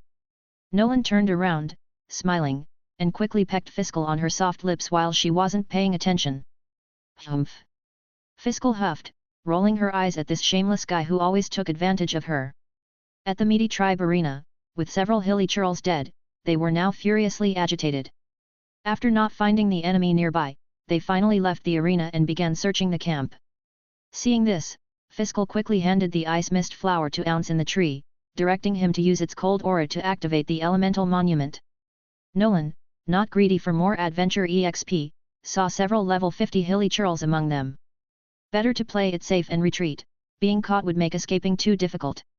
As Ounce flew high and discreetly toward the monument, Nolan and Fiscal cautiously retreated, heading back to the Forgotten Sword Cemetery. They trusted Ounce to complete the mission successfully. After running for a long time, they finally saw the Sword Cemetery. From afar, they noticed that the final energy barrier seal had dissipated. It seemed that Ounce had indeed succeeded. And Dr. Livingstone, with her long black hair and half-frame glasses, was already excitedly researching on various things left behind from the ancient battlefield inside the Sword Cemetery. She hadn't even noticed their return. "Hey, Dr. Livingstone!" Nolan called out, a bit exasperated. "Ah!" Hearing the shout, Livingstone finally responded, a bit embarrassed.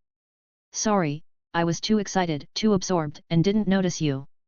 As an adventurer and a scholar, nothing is more thrilling than discovering research-worthy treasures." Nolan nodded with a smile. "I understand. According to our commission agreement, the luxurious chest inside will be our reward." Underneath the two giant crossed trees at the center of the sword cemetery lay a genuine luxurious chest, untouched by Barbatos, just lay there quietly waiting. Chapter 176, Primo Gems. This is only right. Dr. Livingstone smiled and nodded, indicating that there was no problem. This was indeed something that was agreed upon in the commission. At this time, Knight Raven Ounce also returned, bringing back the ice mist flower that was no longer needed to his mistress. Such a scene suggests that a fierce battle once took place here. Ounce flapped his night dark wings, hovering in mid-air, looking at the various rusted swords, both single-handed and two-handed, stuck in the ground of the sword cemetery. Some swords were already broken, making it truly hard to imagine what had happened here. Indeed, exploring the unknown history is also the essence of being an adventurer. Dr. Livingstone was very interested in all the things left behind in the forgotten sword cemetery. In fact, most people become adventurers probably to find treasure, but everyone has a different definition of treasure in their hearts. Mora, artifacts, weapons, these are treasures. While the weapons here were no longer usable, they had new life in archaeological and historical research. In a way, they were rare treasures as well. As for Nolan, he naturally preferred the former. After all, he had chosen to become an adventurer for Mora and Adventure EXP. So, with anticipation, he and Fiscal approached the luxurious chest. "How about you open it, dear princess? I feel my luck isn't that great." Nolan thought for a moment and then, with a smile, said to Fiscal beside him. "Who's your dear, you idiot?" Fiscal responded with a hint of displeasure. However, she didn't refuse Nolan's request, placing her fair hand on the lid of the luxurious treasure chest and slowly lifting it open with effort. Gold. The golden glow of Mora shone from the treasure chest's crevice. When the lid was fully opened, Nolan saw that, like other chests, it was filled to the brim with Mora. The slight disappointment was that their denomination was still 1. As expected, other treasures besides Mora were buried inside. Nolan and Fiscal first collected the Mora together. They found 100,000 Mora, 10 times that of a normal chest. With the Mora cleared away, the other treasures were revealed. What caught Nolan's attention the most were 10 bright, shiny Primo Gems. Calculating at 3,000 Adventure EXP per Primogem, there were 30,000 Adventure EXP here. He had never been so rich before. Besides the Primo Gems, there were also 2 4-star artifacts he had never seen before, some Inmo sigils, and, unsurprisingly, a Northlander claymore prototype. Now came the dilemma: he could set aside the artifacts and Inmo sigils for later, but he wanted both the Primo Gems and the claymore prototype. The 10 Primo Gems were worth at least 1,000,000 Mora, and the claymore prototype, which could be used to forge a 4-star weapon, was equally invaluable, starting at 2,000,000 Mora. The main value of this luxurious treasure chest lies in these items. The 2 4-star artifacts and the Inmo sigils were worth just over 100,000 Mora, and giving them all to Fiscal would barely offset the value of the Primo Gems. But the claymore prototype was the most valuable item. Although Nolan had a good relationship with Fiscal, he couldn't take all the valuable items. After all, he wanted to grow stronger himself, but he also understood that others needed to grow too. Fiscal seemed to sense Nolan's dilemma. She crossed her arms under her chest, gently lifting it, and said generously, "If you want them, foolish attendant, just take them. Give this princess any electro materials you find in the future." She felt she was close to her second breakthrough and needed to prepare the necessary materials in advance. "Hehe, then I won't be polite." Nolan smiled after hearing her words and was about to lean in for a kiss, but she pushed him away in disdain. As she said, neither the Primo Gems nor the claymore prototype were useful to Fiscal. Letting him use them to create more value was better. Thinking this, he felt justified in taking the Primo Gems and claymore prototype. Then, he turned to Dr. Livingstone, the black-haired woman with glasses, and asked, "Doctor, are you staying here to continue your research, or will you come back with us?" "Ah, can you wait a bit? I want to use the camera to carefully document everything." Dr. Livingstone, holding a device that looked like a small wooden box, turned back and requested. Studying the artifacts within the Forgotten Sword Cemetery wasn't something that could be done quickly, but leaving Dr. Livingstone here alone, amidst so many roaming monsters, was out of the question. So, she had come prepared with a high-definition camera purchased from a Fontaine merchant, capable of capturing images nearly identical to what the human eye sees. By documenting the significant items in the Forgotten Sword Cemetery, she could return home to study them at her leisure. Of course, anything that could be taken should be taken, to prevent it from being damaged by any wandering monsters. Sure, no problem at all, Nolan nodded slightly. Waiting a bit while she took photos wasn't an issue, and he could use the primogems in the meantime. Thank you very much. Dr. Livingstone excitedly expressed his gratitude in words. Dr. Livingstone has developed good feelings towards you, obtained 213 affection points. Current affection level, LV.2, 113/200. Fiscal had already seated herself on a large log lying on the ground, idly examining the two artifacts they had just obtained. Nolan sat down next to her on the wood log as well, then took out the primogems from his delusion one by one and used them all. Illuminated in the radiance glow of dreams and hopes, obtained 3000*10 Adventure EXP. Including the Adventure EXP from defeating the monsters earlier, his total now amounted to over 34,700 points. This time, he wanted to level up. As for the skills, he would do it next time. His current skills level would be enough for the time being. With anticipation and a bit of excitement, Nolan opened his character panel and clicked eagerly on the level bar. I also wonder how much I can level up now, hehe. Adventure EXP -31,500. LV.31, 0/3100, LV.40, 0/4000. The familiar huge warm energy appeared in Nolan's body, pushing his body to slowly evolve. The 30,000 Adventure EXP were just enough to raise him to level 40, meeting the threshold for his second breakthrough, second ascend. Sure enough, the next second, a prompt appeared on his character panel.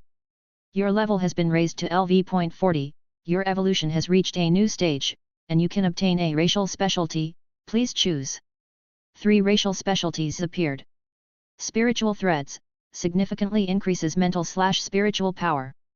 Based on the strength of spiritual power, it can be transformed into invisible threads that can leave the body and interfere with reality. Currently able to bend a spoon.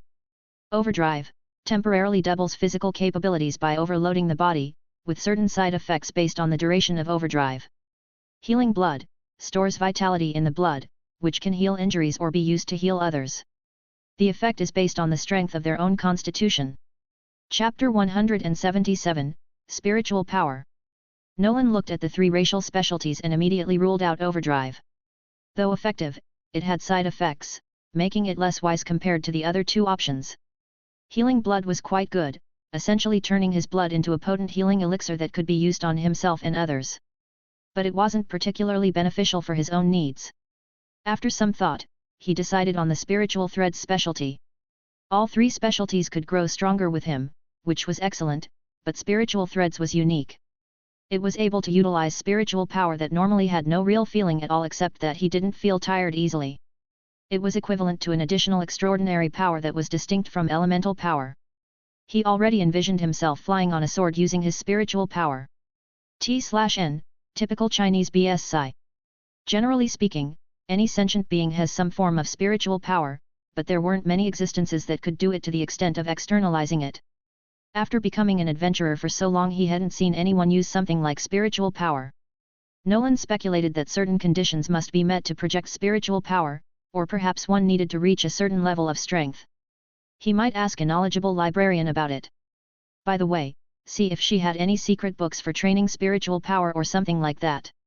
The information feedback from the spiritual threads specialty told him that, based on his current mental strength, he could only project invisible threads within a 1-meter radius, strong enough to bend a spoon. This was far from his dream of flying on a sword.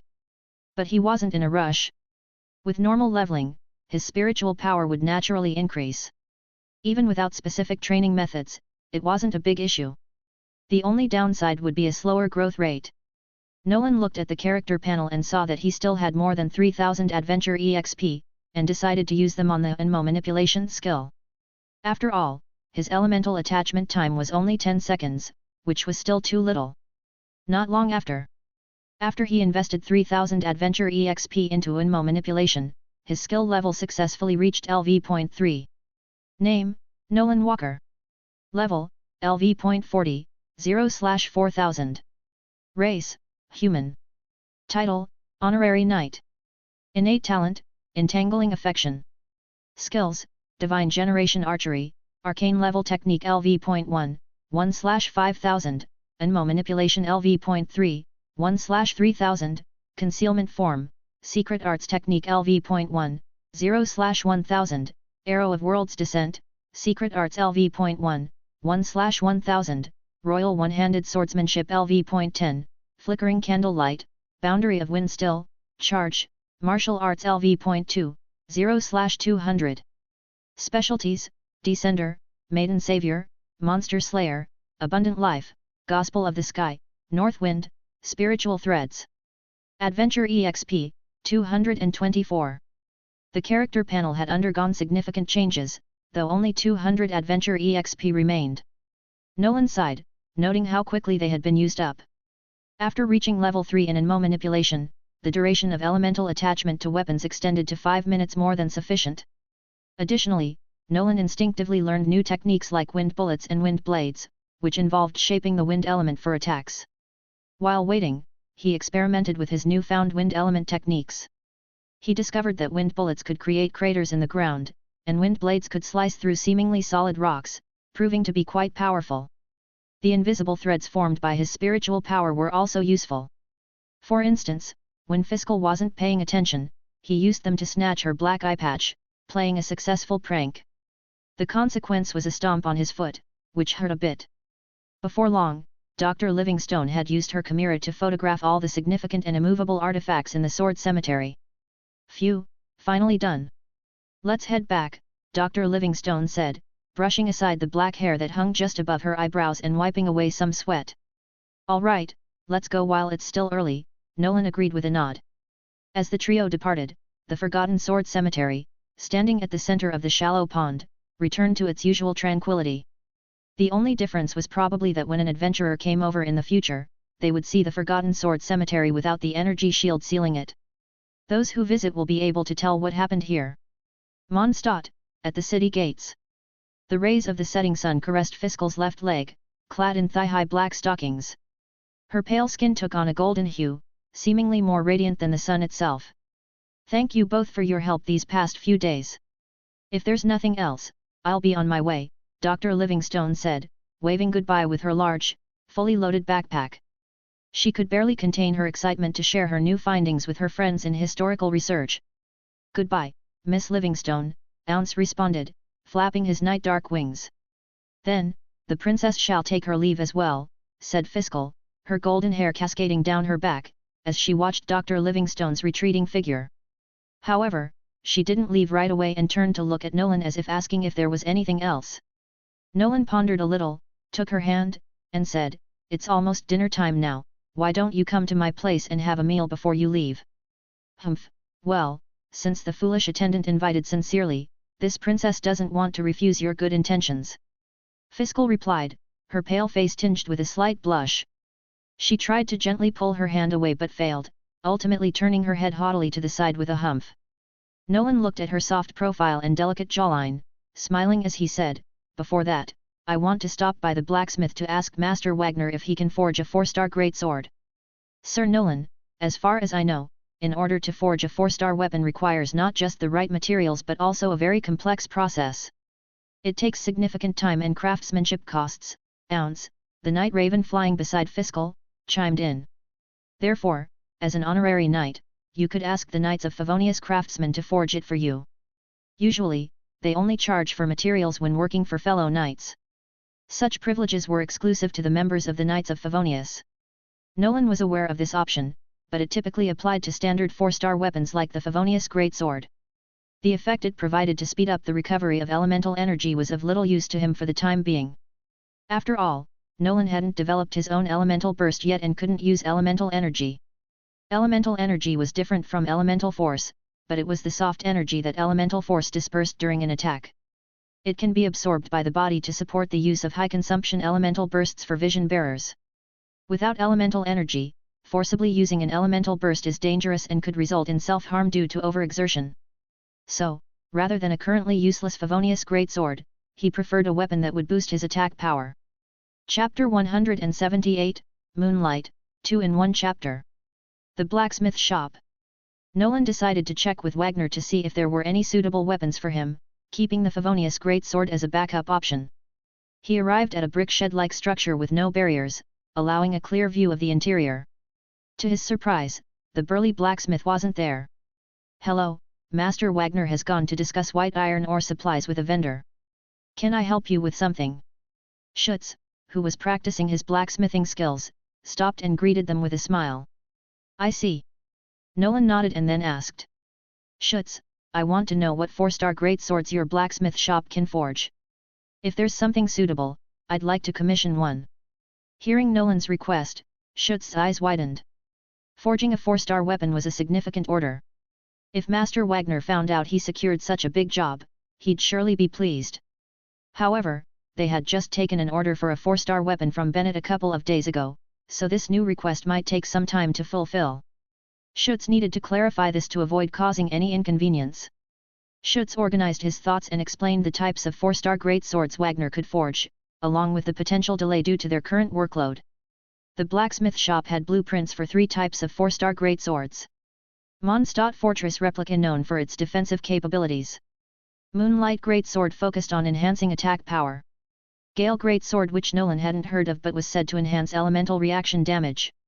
Defense and attack were straightforward concepts. Nolan guessed that the Gale Greatsword likely increased elemental mastery. The shop didn't have weapons like the White Blind or the prototype Archaic found in the game, which surprised Nolan. But upon reflection, it made sense.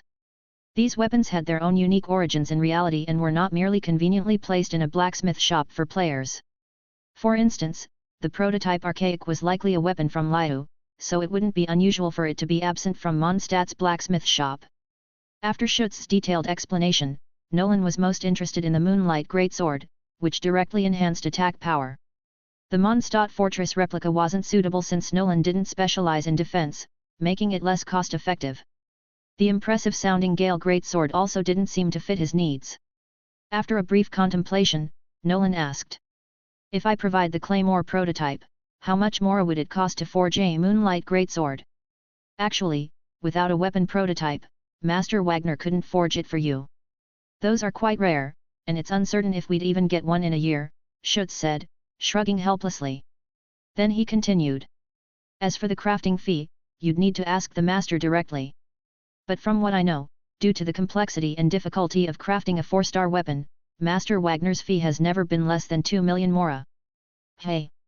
Nolan was momentarily stunned. The crafting fee alone was that high? He only had 120,000 mora in total, far short of the fee. Suddenly, the Knights of Favonius Greatsword seemed like a more suitable option. Fiscal discreetly nudged Nolan with her elbow, encased in black silk sleeves, her soft lips parting slightly as she spoke. "Foolish attendant, do you need this princess to lend you some mora?" As an investigator for the Adventurers Guild, her missions were often perilous, but the rewards were high. So, she had some savings. Nolan was tempted by her offer. However, after considering it, he realized that forging a weapon at the blacksmith's shop would take some time. During that period, he could complete several commissions and save up the remaining mora. This way, he wouldn't need to borrow money from little Amy. "Ahem, thank you, Your Highness, but I'll leave the Claymore prototype here as a deposit. When Master Wagner completes it, I'll come back to pay and pick it up. Does that sound good?" Nolan shook his head, declining Amy's kind offer, then turned to Schutz. "Uh-huh. Of course." Feeling that this big order was already secure, Schutz hurriedly nodded his head and replied. After leaving the Claymore prototype at the blacksmith shop, Nolan and Fiscal headed to the meat and vegetable market to buy some ingredients before returning to his home on Valberry Street. "Oh? Is this where you live?" "It's quite nice," Fiscal said, her legs wrapped in knee-high semi-sheer black stockings, standing relaxedly outside, surveying the 2-story house that was beginning to blend into the night. "Yes, if you ever want to go on an adventure with me, you can come over anytime. Or you could even stay here with me," Nolan said to Fiscal with a smile on his face. "Humph, foolish attendant, always pushing your luck," Fiscal retorted, crossing her arms and tilting her pale chin upwards, displaying her usual haughty demeanor, signaling she didn't want to entertain his suggestion. Nolan couldn't help but chuckle in amusement. Entering the living room, Nolan lit the candles on the chandelier, and suddenly the light filled the entire space, making it appear bright. "Dear Princess, what's your specialty dish? Would you like to help me prepare dinner?" Nolan invited Fiscal. Humph, so your plan is to taste the Die Heilige Sinfonie, Consecrated Symphony, a dish only the princessin of the Emernachtria can master. Very well, since it's you, foolish attendant, I shall oblige. Fiscal's emerald eyes sparkled with interest, indicating her eagerness to showcase her culinary skills. Afterwards, the two of them went to the kitchen to prepare dinner. Fiscal's Consecrated Symphony was essentially a cold meat platter arranged with ham, bacon, sausages, and mint. While not particularly difficult, presenting it beautifully required some effort. Soon enough, their dinner was ready. Ounce, not needing to eat, retreated to the vision to rest, leaving the two to enjoy their meal undisturbed. At the dining table, Nolan and Fiscal sat next to each other. Be grateful, my attendant, for this consecrated symphony was specially prepared for you by the princess herself. Fiscal proclaimed, crossing her arms under her chest, making her breasts, tightly wrapped in the patterned black silk, appear even more rounded. Nolan picked up a slice of ham, placed it in his mouth, and found it cool, salty, and unexpectedly delicious. Unfortunately, eating this cuisine did not have some sort of power boost like in the game. After all, it was just regular ham and bacon, it couldn't become an extraordinary meal with special effects. How is it? Does the prince's cooking taste good? Fiscal asked, a hint of anticipation on her pale face as she looked over at him. Nolan closed his eyes and thought, then calmly shook his head, it's a bit too sweet. Sweet? Through the golden strands of hair falling over Fiscal's forehead, her delicate brows furrowed slightly. This princess didn't add any sugar, how could it be sweet? It really is a bit sweet. Why don't you try it yourself? Nolan suggested, not seeming to joke, and used his chopsticks to offer her a slice of ham. Fiscal brushed the hair away from her white ear and uncertainly leaned forward to taste the ham. As her soft lips touched the thin slice of ham and she sensed a hint of saltiness, the sensation suddenly vanished. Just in her moment of doubt, Nolan, who had already leaned in close enough, pressed his own lips instead of the thin slice of ham. Sure enough, it was sweet, he wasn't lying. Nolan thought slightly happily in her heart. A blush spread across Fiscal's face. She instinctively pressed against his shoulders, trying to push him away, but her arms felt relaxed and weak. What started as an attempt to push Nolan away ended with her arms wrapping around his neck, appearing not very resistant. This feeling isn't so bad. Fiscal responded, a bit unused to it. Seeing Fiscal uncharacteristically not resisting, Nolan wrapped his right arm around her back, his left hand caressing her thigh, encased in knee-high black stockings. The soft, smooth sensation traveled from his palm, reaching her rounded knee. His arm slipped beneath her knee, lifting her onto his lap. Nolan felt that Fiscal's body still had a bit of weight to it, not too much, and just the right amount to match her height as well as her shape. After a few minutes passed, their lips parted. Humph, foolish attendant, you tricked me again, Fiscal murmured, slightly angry, pressing her lips together. Nolan's hand stayed on her leg, sometimes kneading the white skin under her leather garter, sometimes stroking her rounded, evenly toned calf wrapped in black stockings. I didn't trick you. Maybe it's because the dear princess cooked this meal herself, and I could taste your sweet affection in it, he defended himself. Fiscal had no words for this smooth-talking scoundrel. Do you want to stay over after dinner? The moon is out, and it's a bit inconvenient to go back now, Nolan suggested. The soft blue moonlight streamed through the window, mingling with the bright lamplight, creating a subtle glow. I'm not, MMPH. Fiscal's face turned visibly red, realizing his intentions. But before she could finish her sentence, her lips were silenced once more. Transparent physical tendrils brushed aside the strands of hair covering Fiscal's black eye patch and gently removed it. Seeing her emerald eyes up close, he has just one thought, they were truly beautiful. Fiscal's pupils reflected confusion. How was he doing this? His left hand was on her leg, his right arm around her back. Wait. What is this stupid attendant trying to do? She felt his hand, which had been on her shoulder, slide down, brushing past her armpit and moving to her front. And so, the long-awaited night begins. Read Chapter 178.1 for 18+ on Patreon. On a starless night, the moon reigns supreme, but as time passes, the sun eventually takes its place in the sky. Sunlight streamed through the window, illuminating Nolan's room. Compared to the previous morning, some things had changed. For instance, a single black boot lay haphazardly near the entrance, causing a minor obstruction. Usually, boots come in pairs, so it wasn't surprising to find the other boot nearby, under the edge of the bed.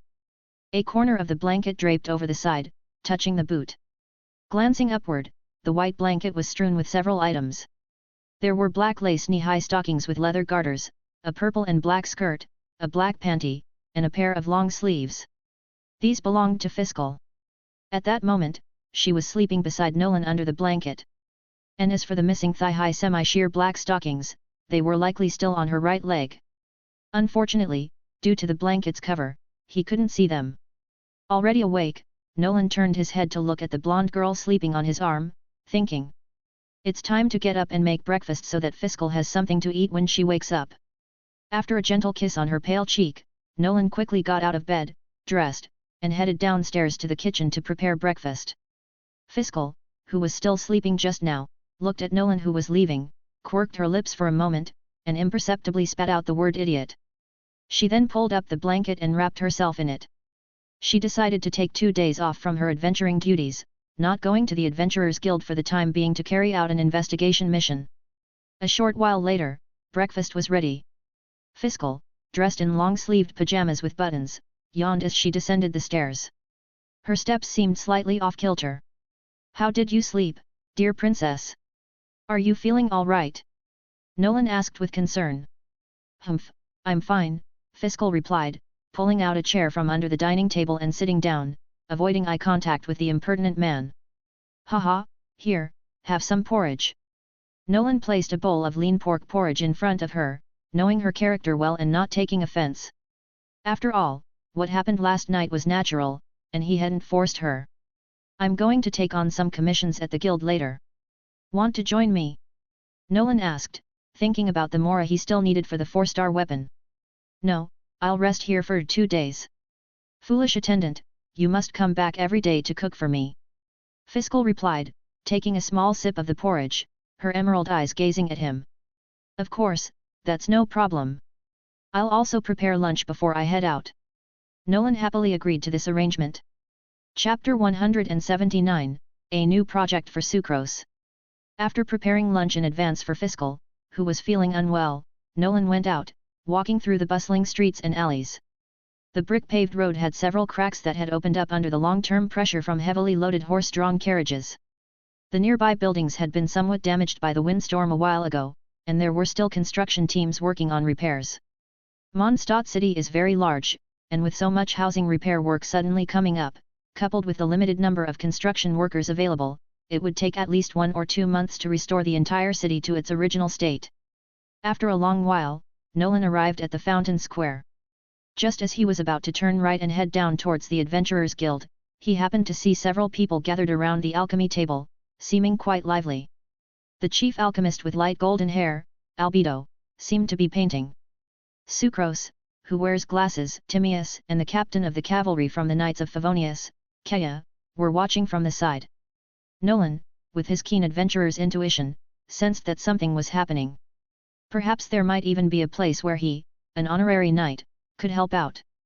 After all, it was all about doing commissions and receiving quests, he'd go wherever there was more to be earned. With this thought in mind, Nolan walked over to the alchemy table. "Good morning, everyone." Nolan greeted them with a warm, spring-like smile. Hearing his voice, everyone except the deeply focused Albedo turned to look in his direction.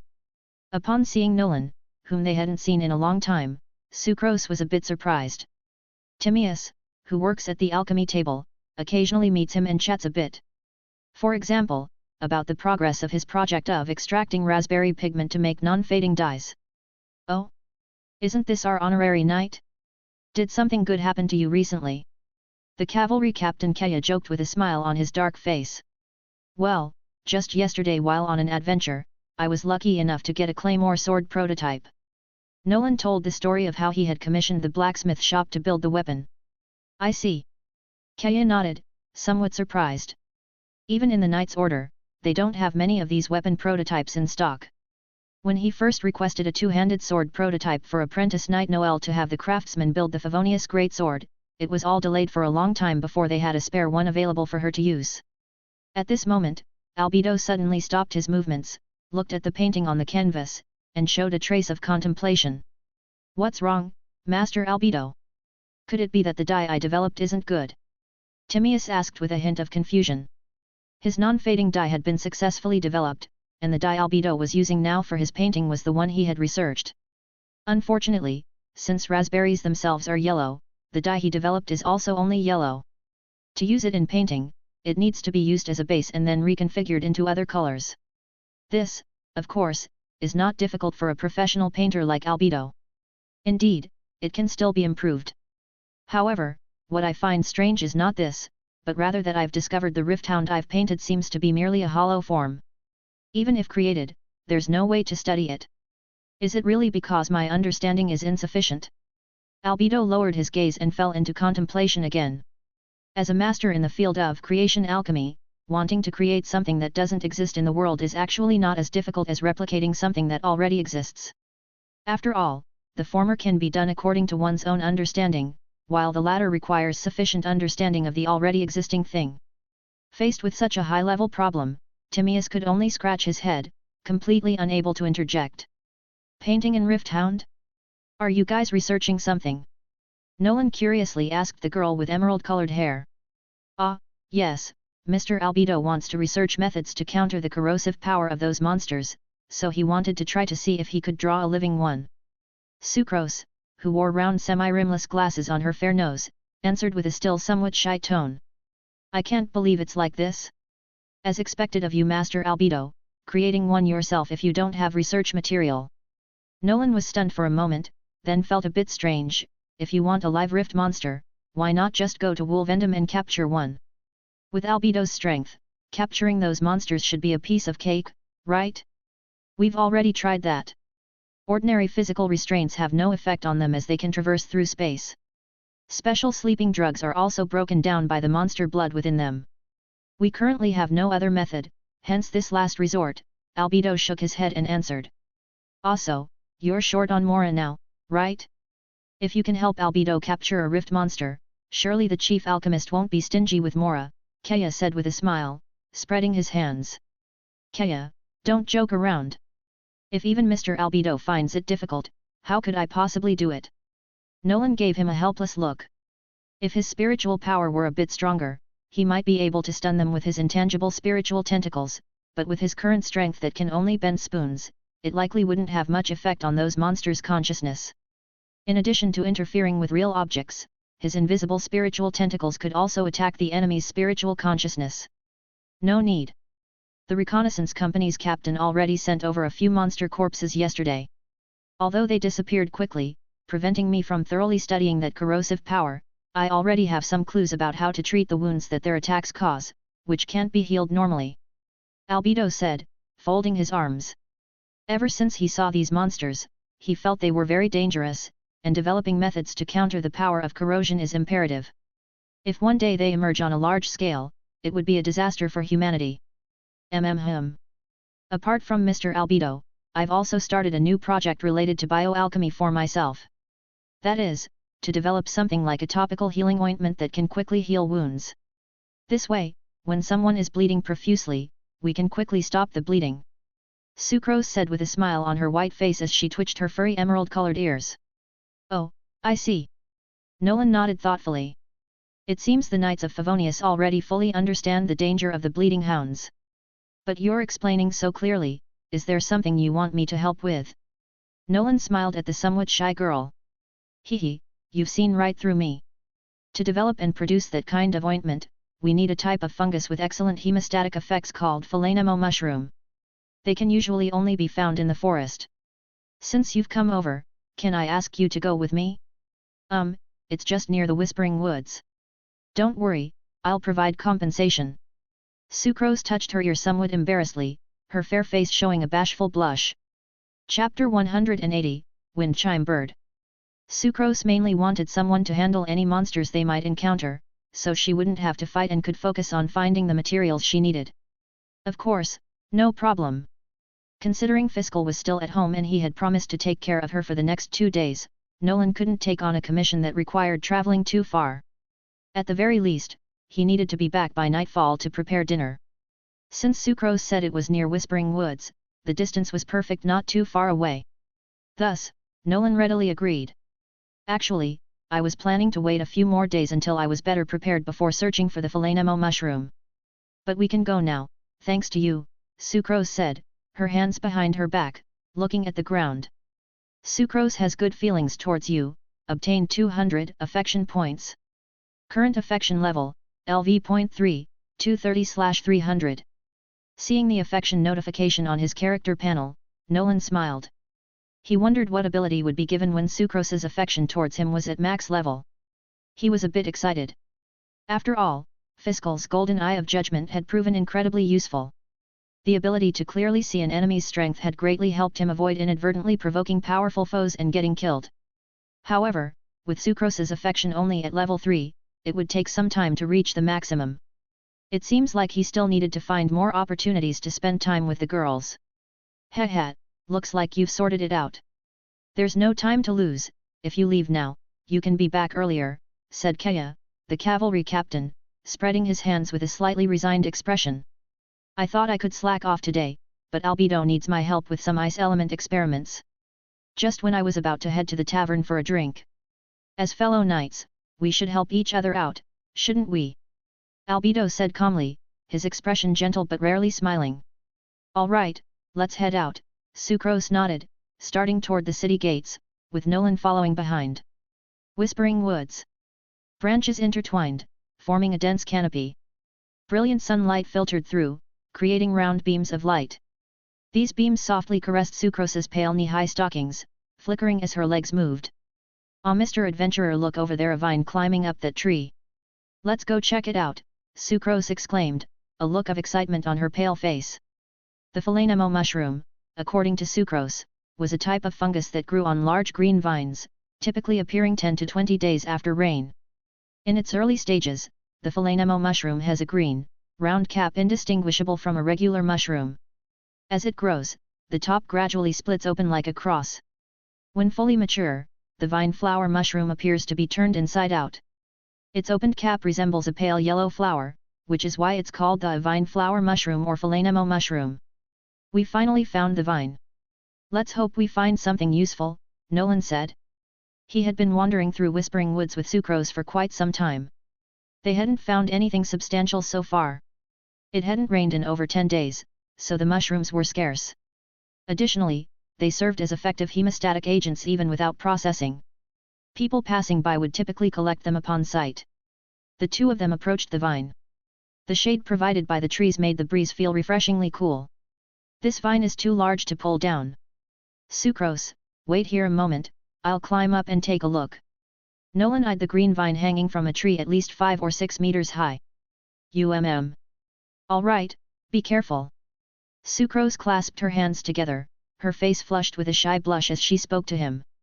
Finding the vine quite sturdy, Nolan grabbed it, leaned his body, and placed his feet against the tree trunk, slowly walking his way up. In just over 10 seconds, Nolan was standing steadily on the broad branch of the tree. The vine extended a bit higher, but it didn't matter. He had already spotted the mushrooms described by Sucrose, just within reach above his head.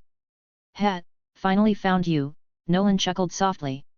He stood on tiptoe, reaching up to pluck the mushroom when suddenly a wind chime-like sound echoed through the quiet forest. It was like throwing a stone into a calm lake, causing ripples to spread out. Nolan sensed the wind around him suddenly becoming chaotic, as if something had dispersed it, forcing it to flee to both sides. A wave of intense danger surged in his mind, prompting Nolan to abandon his attempt to pick the Phenamo mushroom immediately. As Nolan pulled back his hand, he leaned back slightly, his foot slipping off the branch, allowing him to jump down to the ground. At that moment, Nolan saw a massive green wind blade strike the spot where he had been standing. The branch, as thick as his arm, was sliced cleanly, like a block of tofu, revealing smooth surfaces with faint tree rings. Nolan landed steadily on the leaf-covered ground and cast a serious gaze in the direction from which the wind blade had come.